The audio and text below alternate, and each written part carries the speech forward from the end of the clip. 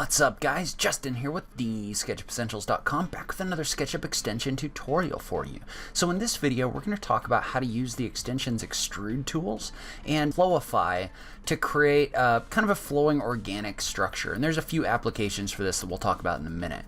So before we get started, I do want to take a second and thank my newest supporters on Patreon. So thank you very much to Kenneth Smith, Callum Cameron Smith, and Nicholas Batting. So you guys are what make this channel possible. I really appreciate that you guys want to support the show. Patreon, as most of you know, is the website where you can support creators that you like on YouTube. So if you like what I'm doing on this channel, please consider supporting me at the link down below. Now let's go ahead and just jump into it. All right, so if you remember a while ago, I made a video about how to create kind of a bent arch structure with multiple offset and a few other things to create kind of a bent structure that goes about 180 degrees. And that works fine if you just want to create kind of a long tube with things bent along it. But if you have a more organic or more complex shape, then you're going to have to do things a little bit different and use some different extensions. And so the first thing we're going to do is we're going to come in here and we're going to use the extension Extrusion tools to create a more complex, kind of interesting shape. And so in this case, what I'm going to do is I'm just going to come in here and I'm just going to draw an arc. And it doesn't really matter what this looks like at the moment. We're basically just creating a kind of flowing organic shape. And so what I'm going to do in this case is I'm going to take this arc that I drew and I'm going to make a copy of it with the move tool in copy mode. So select this, click on it, tap the M key, click, and then tap the control key in order to make a copy. And what we're going to do is we're going to draw basically some rails. So the way that extrusion tools works is it takes a line and it extrudes along a path or a pair of paths. It'll extrude your shape in order to create more of a complex 3D shape. And so I'll show you what I mean. So what we're going to do is we're just going to draw a couple arcs between these two lines. You'll note that I'm going to make these symmetrical. I feel like this works a little bit better when you're working with symmetrical shapes, though it definitely does work with other complex shapes as well. And so the other thing we're going to do is we're going to use the extension weld to make this a single line.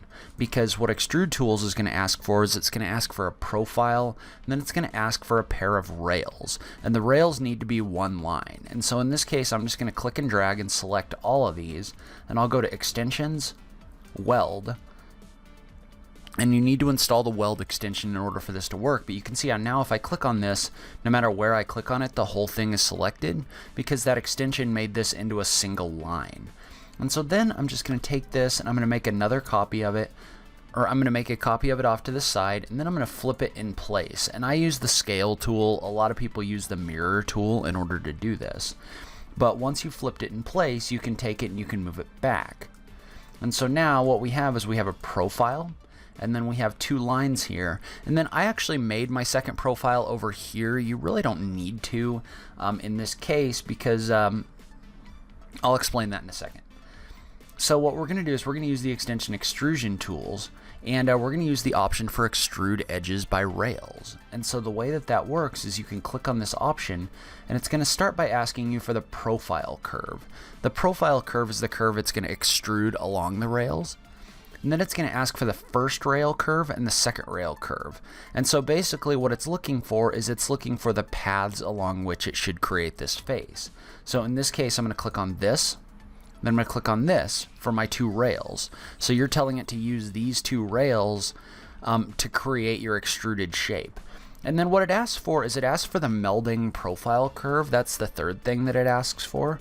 And so that means if you wanted to, you could have a different shape on the other side. So you could have this be taller or something like that. And then you could have this. Basically what the extension will do is it'll average the faces together to create a face that turns from this into this along your rails. In this case though, all we need is just this original face. So if you don't need a second face or a second line on here, you can just click on your original line. And then once you do that, that's going to create your shape. And so it's going to ask you a few things. It's going to ask if you want to reverse the direction, and you're going to say no. It's going to ask if you want to reverse the faces, and I usually say yes because I want the white face facing out. And then it's also going to ask me if I want quad faces. So you can see how the way that takes this and creates this right now, it's got all these kind of diagonal lines in here. Well, if I say yes, then it'll make these in here as quad faces instead of in here as the faces that are split diagonally. So in this case, I'm going to say yes, quad faces, because that gives me a much cleaner mesh. And then it's going to ask if I want to erase the original curve, and I pretty much always say no on this because I like to keep my original curve just in case I need to do something else with it. So basically what I have, and I'm going to move this off of my original curve, is I've got this shape that Extrude Tools creates by taking this profile and basically just moving it along this line. So you can see how you could create some pretty complex shapes with this. And so the other thing that's really nice about this when you're working with Extrude Tools is this basically gives you an object with 4 corners. And if you remember, when you use the extension Flowify, you need an object with 4 corners in order for this to work. So you can take this and, like, for example, if I was to make a copy of this and then flip it down here and then move it back, I've basically got 2 different faces along here. And so what I can do is I can bend a shape along this object with Flowify, and then I can flip it and put it on the other side. So you can use this to bend things along the shapes that are created really easily. You don't need to modify it or anything like that. And so what we're going to do is we're going to draw a couple target lines off of our object. So basically, if you were to flatten this out, this would have 1, 2, 3, 4 corners.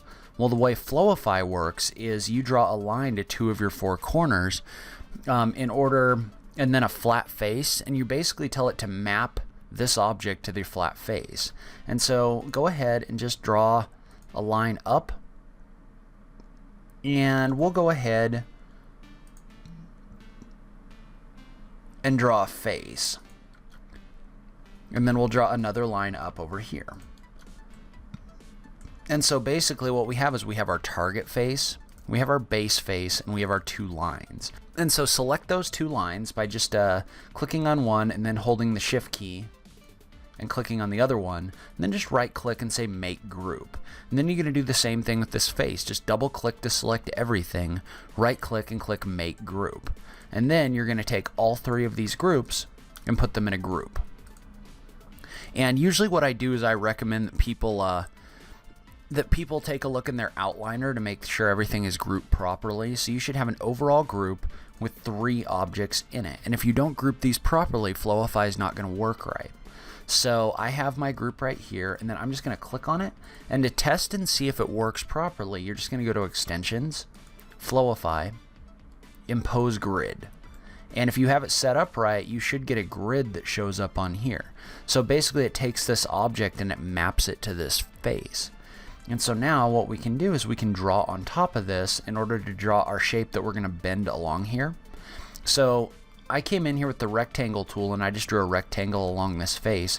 And now I'm going to hide my Flowify group for just a second so that I can come in and I can work with this face right here.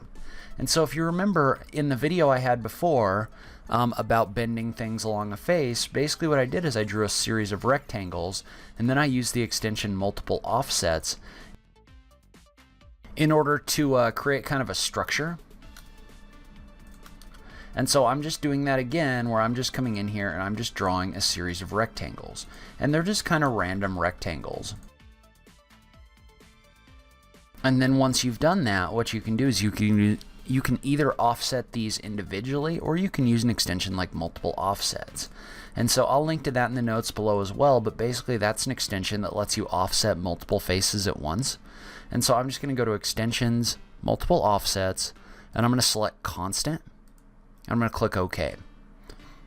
And what that's going to allow me to do is that's going to allow me to offset all of the lines in this object either to the inside or to the outside by a set distance.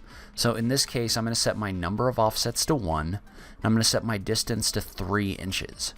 And then we want to select inside direction and delete face as a no, and click OK. And so you can see what that did is that came in here and that offset every one of these inside 3 inches. And so now if I erase out these extra lines, and the best way to do this is to click on the junctions of these lines where they cross. That allows you to erase multiple different lines as once, and so it's really fast. But so what you can do is once you've done this, once you've erased all of your lines out, you have this as kind of an uninterrupted face that you can come in here and you can push pull. And so then the other thing we need to do is we need to erase out these faces in between. And you could come in here and click each one of them individually. With only a few faces, this doesn't take that long. But there's also a way faster workaround, which is if you double click in one of these faces, that'll select your uninterrupted face in all your lines. And then if you hold the Shift key and click and drag across this, it'll deselect all the objects you had selected, and it'll select the stuff that you didn't. So now you have all these faces selected, and you can just hit the delete key in order to delete that out. And so now I'm going to push pull this up to give it a little bit of depth, and then I'm just going to drag this it. I'm going to right click, I'm going to click make group. And now we can come in here and we can unhide our Flowify group. And so now what we have is we have this basically shape that we've created on top of our grid that's a group, and then we've got our Flowify group in here.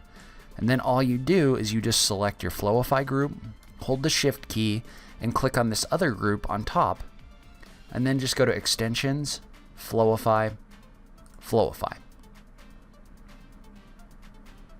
And it'll take a second to do this because it's bending all this geometry along a face, but you can see how I'm going to go ahead and hide my Flowify group and my original group so we can take a look at this. So you can see how what this does is this basically bends that shape along this face. And so you can see how you could create some really complex geometry by doing this. And you can see how it's kind of ugly geometry right now because you've got a whole bunch of like intersecting faces and that kind of thing. Well, what we're going to do is we're going to click on it, and we're going to go to the Soften Edges option in your tray. And if you don't see that in your tray, you're just going to go to Window, Default Tray, Soften Edges. And that should pop this up over here. And basically what that does is that gives you a slider that allows you to slide it back and forth in order to hide faces. And so you're going to want to make sure you check the box for Soften Coplanar in here. So if you click on Soften Coplanar and then you move this slider, and you shouldn't have to move it very far. If you move this slider over to something like 20 degrees, basically that'll hide all of your extra geometry, so this will show up as smooth faces. And if you come in here and you triple click, you can see how that's still in here. It's just in here as hidden geometry. So it's in here making up the faces, but you can't actually see it. And the other benefit of doing this is this actually shows up as a solid group. So I think you should be able to 3D print this object. So this, if you do this way, it looks like this gets created as a solid. So any of my 3D printers, go ahead and chime in on that one because I'm not 100% sure. But I think that you should be able to 3D print these objects. And so this will work for basically any face that has these four sides in here. So anything that has kind of four edges should work. So like for example, I've got another face. I'm gonna go ahead and save my model first. And so this will work for other more complex shapes too. So if I come in here and this is another line that I've created, but if I take this and I created this by welding multiple edges together along this face. And so if I was to do extrude tools with this object, this would work as well. So it's got the same kind of thing where it's got the two rails and then the face. But you can see how if I create something like this face, which is obviously a much more complex face than the one I created over there, this will still work. So if I take another similar group,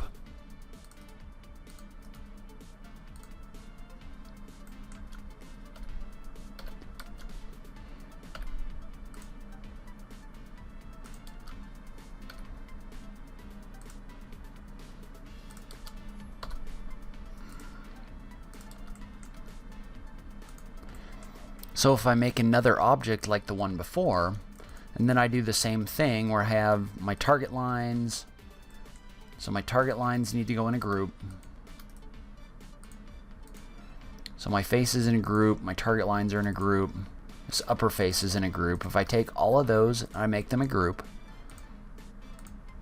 We'll test it with Impose Grid, and that worked. And then I take this object and I use the extension Flowify again. This is going to work the same way, and this is obviously a much more complex shape.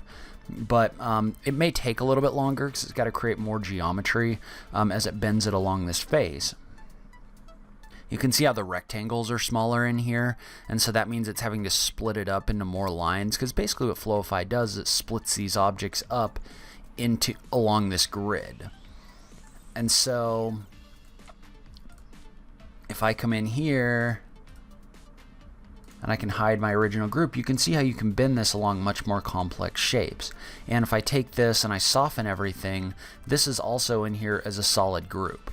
So you can see how you can use this. Basically, once you get any kind of complex faces, you can bend anything along this you want. And you could use this to create other things too. So if you had faces and, like, let's say you wanted to generate some kind of pipe work or detailing, this would probably be really good for like sci-fi modeling and that kind of thing as well.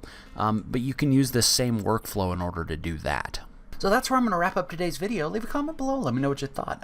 Do you have some good ideas for how you could use this extension? I just love having this SketchUp conversation with you guys. If you like this video, please remember to click that like button down below. If you're new around here, remember to click that subscribe button for new SketchUp content every week. If you like what I'm doing on this channel, please consider supporting me on Patreon. Every little bit helps, even if it's only $1 a month.